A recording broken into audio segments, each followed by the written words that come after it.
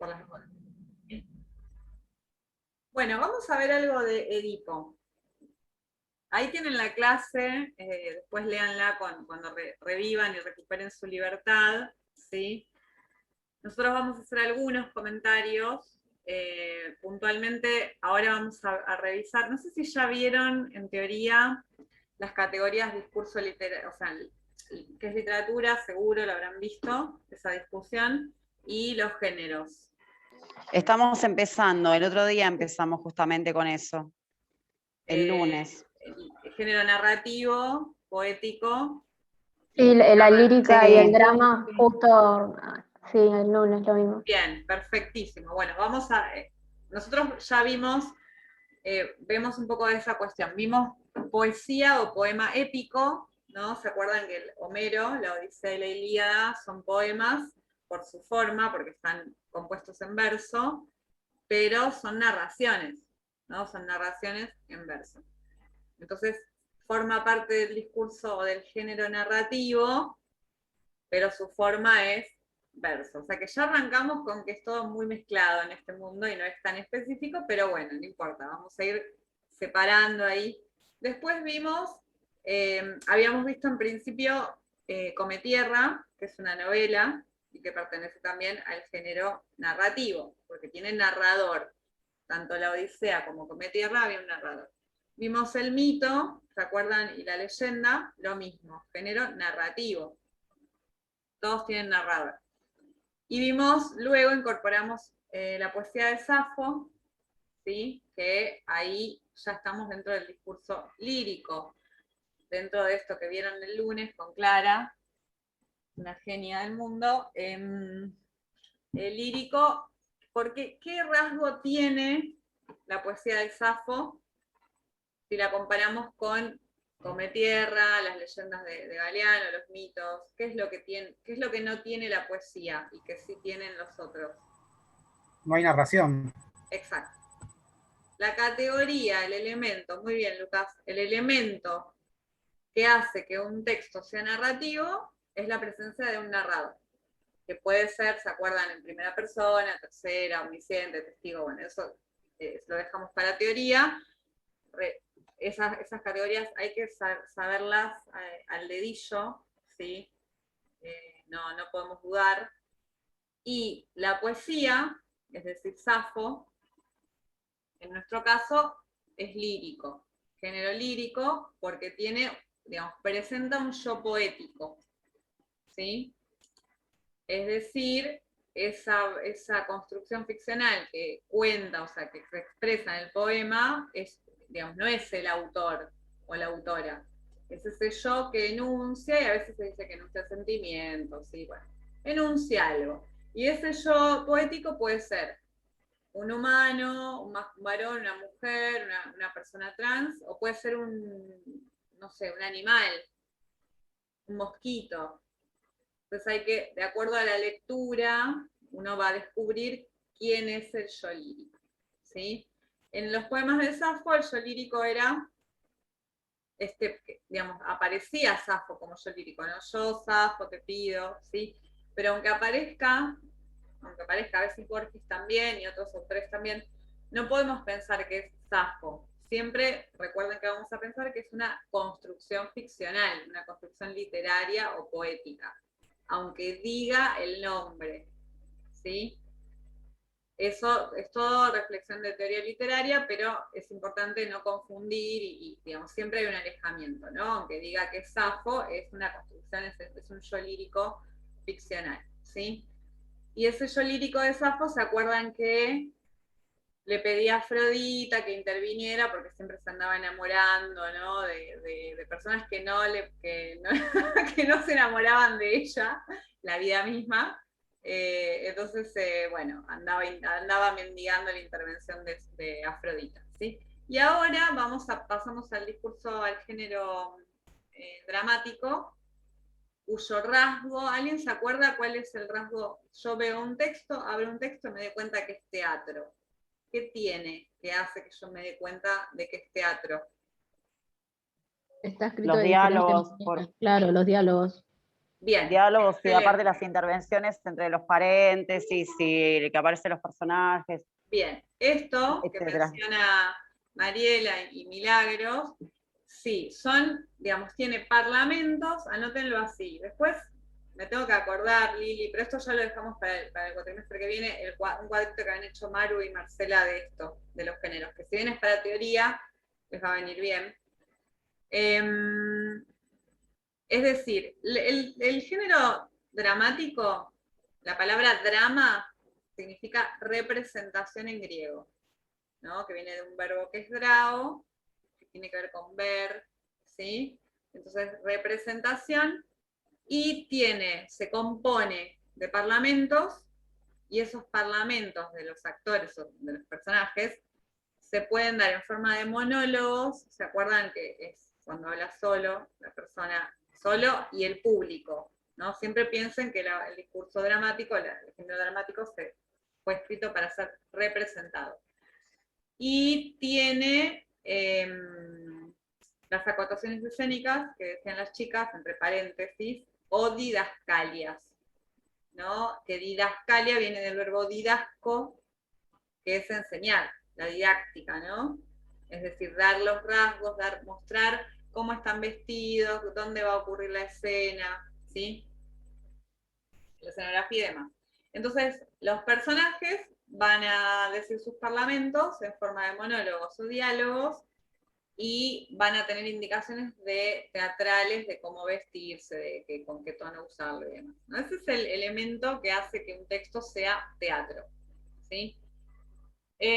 Hago una explicación acá, porque esto después tiene su controversia y tendrá puntos de vista diferentes. Cuando decimos monólogo, no lo confundamos con soliloquio, que también a veces aparece esa idea, porque el soliloquio, por ejemplo, ¿vieron en Odisea cuando Ulises llora y habla ahí en la isla de Calipso, que extraña a Ítaca y todo eso, toda esa patraña? Él está hablando solo, y no es una obra de teatro, no hay un público, ¿no? Es una reflexión al interior, ¿no? Una introspección. Eso es un soliloquio. Aparece en el discurso en el género narrativo, el soliloquio, no en el género dramático. Porque en el género dramático uno supone un espectador. Entonces, por eso decimos que es un monólogo, porque habla solo el personaje, sin otros personajes en escena, pero está el público escuchando. O aunque no esté, se supone que cada vez que se dice el parlamento, se supone que hay un público. Entonces no es un soliloquio, es un monólogo en teatro. Y cuando un personaje habla solo, diserta, hace una introspección en el narrativo, ahí es un soliloquio. ¿Fui clara con esto?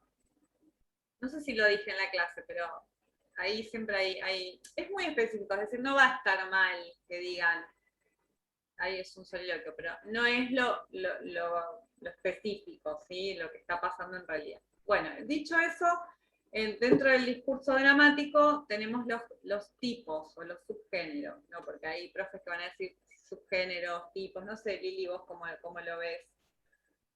Porque viste que son distintas perspectivas teóricas. Claro. Sí. Yo me acostumbré a decir subgénero, no sé. Sí. Pero no es que haya tomado una postura en general, sino que me acostumbré así. Cuando hablo en clase también digo subgénero.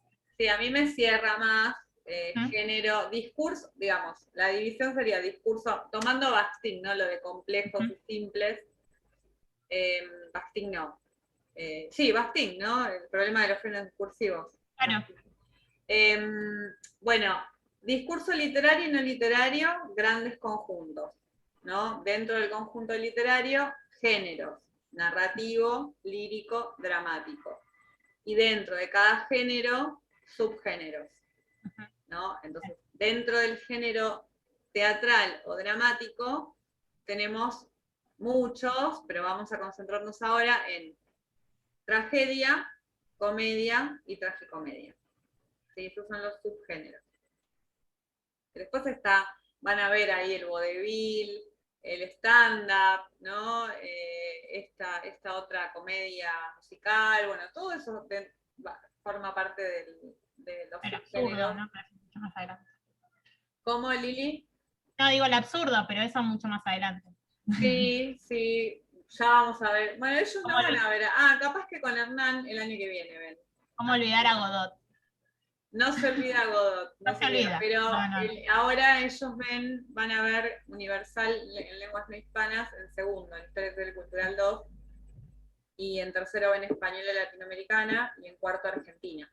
Ah, Así que, pero sí, hay que leer, si no llegan a leer con Hernán el año que viene, lean Teatro del Absurdo, Esperando a Godot, de Beckett, y Rinoceronte, de Ionesco. Bueno, nada, igual después seguimos, bueno, podemos seguir hablando de otros textos que no están en el programa. Bueno, entonces tenemos distintos subgéneros dentro del teatro.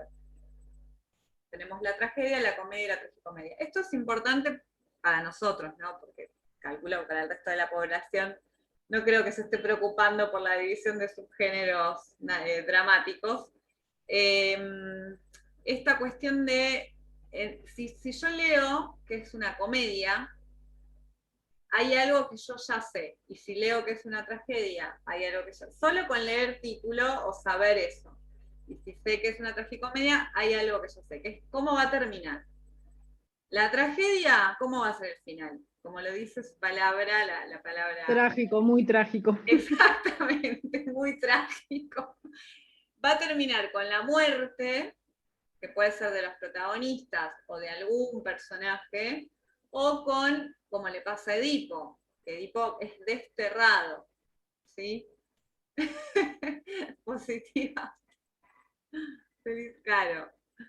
Justamente no es un final feliz, ¿sí? Es un final trágico porque va a morir, o bueno, va a haber una lección, ¿no? Va a haber una enseñanza trágica. En el caso de Edipo, él termina ciego, se arranca los ojos, después vamos a repasar esa cuestión, y no puede quedar en Tebas, ¿no? Porque su ley, él había dictado, ¿no?, un decreto de que el asesino de Layo tenía que ser desterrado, porque él no sabía que era el asesino de Layo, ¿sí?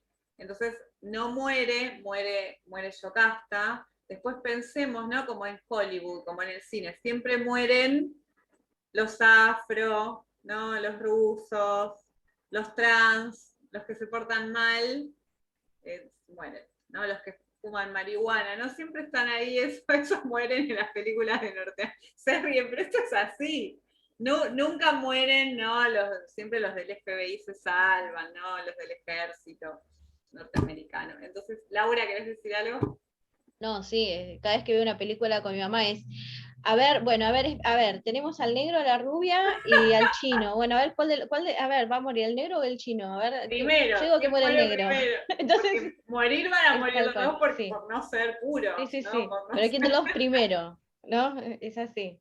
Bueno, esto es interesante porque el discurso, el cine también, ¿no? Dialoga con el discurso dramático. A ver qué dice Guillermo en las pelis de terror. Claro, el personaje negro, a ver, sigo leyendo el chat, muere el personaje negro. Y ese personaje negro sea el descanso conmigo que solo sirve para hacer chistes, tal cual, tal cual. Bueno, todos estos indicios aparecen en el discurso dramático, el cine los va a tomar después, ¿no? Profe, y ahí vemos el tópico de la desigualdad contra los negros y contra toda la raza así, ¿no? Bien. Muy importante. Bien, vamos a hacer el grupo juntas, el próximo. Muy importante lo que están diciendo, porque como vemos en la literatura y en el cine, ni hablar, en la literatura a veces es más no es tan exagerada, no tan violenta o tan estereotipada, pero hay reproducción de sentidos hegemónicos, desigualdades, asimetrías, ¿no? Entonces ahí nosotros tenemos que tener la lucidez de hacer lecturas que den cuenta de lo que está pasando en esa película, ¿no? O sea que las personas, lo último que digo, estaba mirando una serie que era revolucionaria, la de Saints 8, no sé si la vieron, que está en Netflix, que es también nefasto. Pero esto como de diversidad de género, pero resulta que siempre terminan en boda.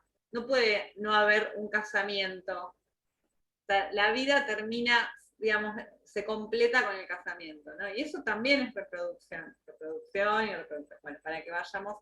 Pero bueno, acá van bien con esa forma. Bueno, y también agrego lo último, ¿no? Pero digo, siempre Estados Unidos en las películas es el que salva el mundo. Siempre que viene algún ataque externo o algo muy, muy grandioso, encuentran la solución, que forma parte también de ese poder blando, ¿no? Que hace que construyan ese mensaje de que son los poderosos, los que...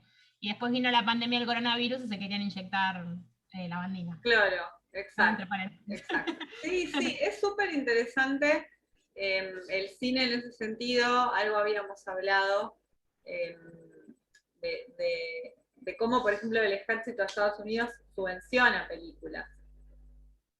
O el FBI pagan, ¿no? Pagan para aparecer y que se generen guiones, ¿no? En torno a sus habilidades y a sus escudos antibombas y yo qué sé. Bueno, entonces acá, en la tragedia, si yo ya sé que el texto es una tragedia, que es Edipo, ¿no? Y Sófocles, ¿no? Los trágicos griegos son Sófocles, Esquilo en realidad primero, Esquilo, Sófocles y Eurípides, ¿sí? Entonces ya sabemos que ellos escriben tragedias y que todas esas obras van a terminar con un final no feliz. La muerte, porque es disciplinamiento, no es enseñar, cuestionar el comportamiento humano a través de la tragedia, la muerte o, bueno, algún destierro, ¿no? La pérdida básicamente de todo, de quién es uno o de la identidad. Y la comedia, ¿cómo va a terminar? Final feliz. Exactamente. Cuando yo ya sé que es una comedia, ya sabemos que acá puede haber un momento trágico, por eso la tragicomedia, o un momento difícil que hay que resolver por parte de los personajes, pero que el final va a ser feliz. Sin embargo, los dos hacen crítica al comportamiento humano. ¿Sí? En la tragedia está vinculado a las clases altas, Edipo rey, es un rey, ¿sí? Los hijos de los reyes, ¿no? Siempre es la monarquía, y en la comedia va a aparecer la otra clase, ¿no? Los sirvientes, hay comedias que se llama, por ejemplo, El Pseudolo de Plauto, que ya estamos en la comedia romana, es un esclavo romano, y es el protagonista, y es el inteligente, ¿no? O sea, hay toda una idea allí para decir, bueno, esta persona que es esclava, que vive, digamos, sometida a sus dueños, es la que en realidad maneja todo y organiza la vida de las personas y, bueno, hace sus enredos ahí para reírnos, pero en definitiva hay una crítica al comportamiento humano. Entonces ahora vamos a ver, y en la tragicomedia el final va a ser, si bien tiene momentos trágicos, va a terminar bien, ¿sí? Sabemos que va a terminar bien. Entonces, si yo conozco el género y el subgénero, ya tengo un montón de información de la obra. Y por eso es importante ingresar sabiendo esto a la obra. Ahora vayamos a Edipo, que es una tragedia de Sófocles, canónica. Todas las tragedias son interesantes para leer. Pueden leer el Agamenón, después Lili, si vos tenés alguna otra para recomendar de los griegos, de Esquilo, Sófocles y Eurípides. Tienen el Agamenón de Esquilo, que cuenta el retorno de Agamenón después de la guerra de Troya. Maravilloso porque Clitemnestra, la esposa, hablamos, ¿no? De esto la otra vez, lo dijo el compañero, hoy no está, Julián, ¿puede ser? Él va a volver de la guerra y Clitemnestra junto a Egisto, ¿no? El familiar de Agamenón, bueno, van a tramar y llevar a la práctica el asesinato de Agamenón. Es interesante porque estos trágicos toman la épica y hacen como su versión, ¿no? Su secuela de lo que va a pasar, lo que pasó después de la guerra de Troya. Luego tienen los 7 contra Tebas, que pueden leer, que esa dialoga con con Edipo Rey. Los 7 contra Tebas de Eurípides cuenta la historia de los 2 hijos de Edipo, Eteocles y Polinices, ¿sí?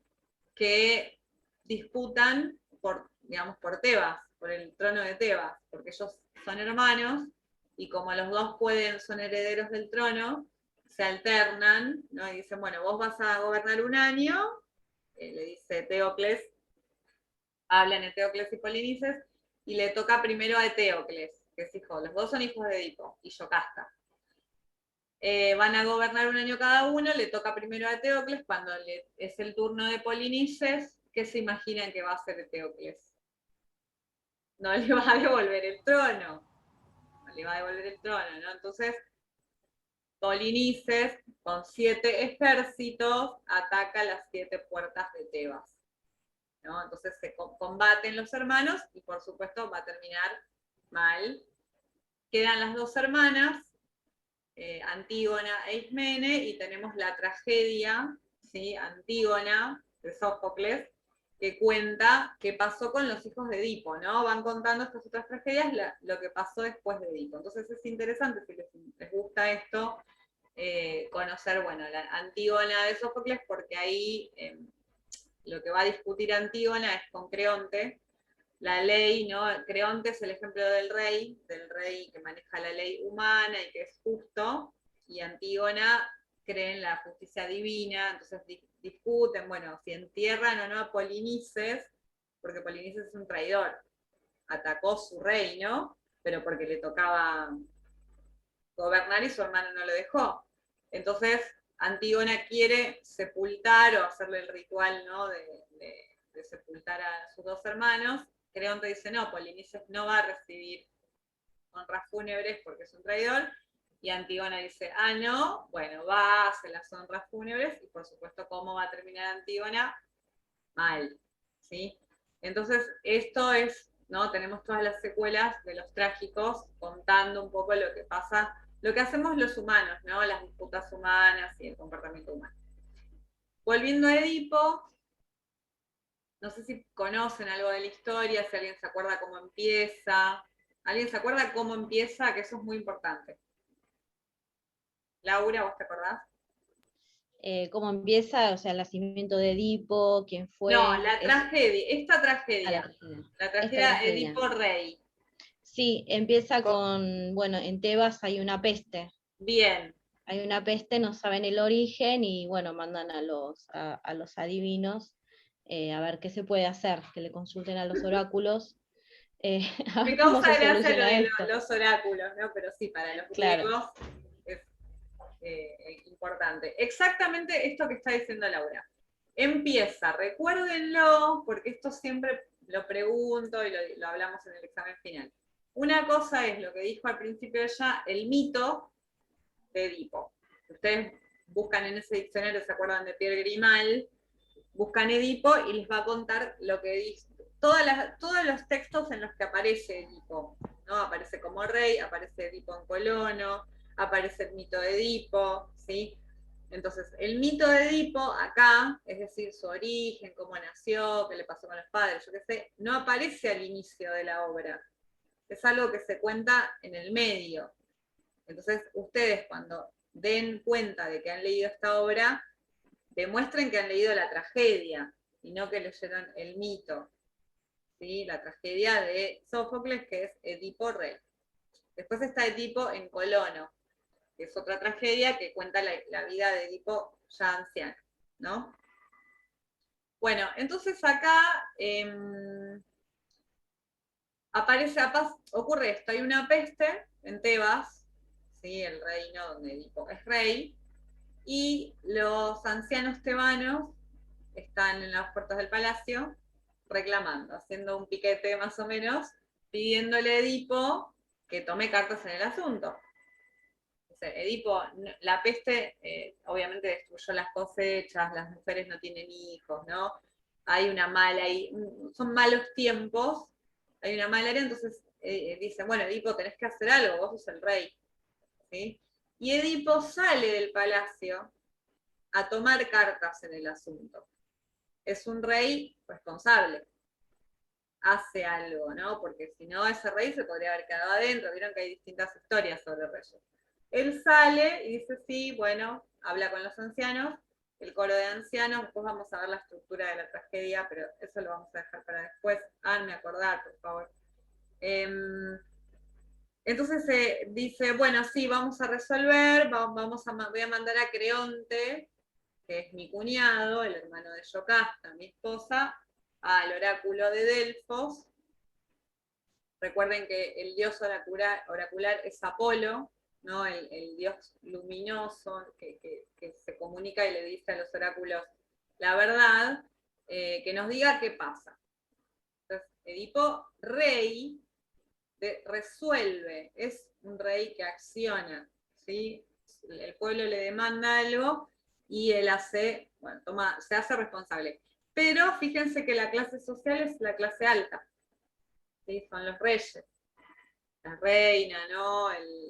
Todos sus súbditos, entonces se mantiene en ese grupo la tragedia, o sea, digamos, cuenta historias de ese grupo social o de esa clase social. Siempre, Agamenón el rey, los hijos de Edipo, ¿sí? No sale de la clase alta o noble. Bueno, se va a cortar. Corto y entramos otra vez. Ahí vamos, lo de siempre.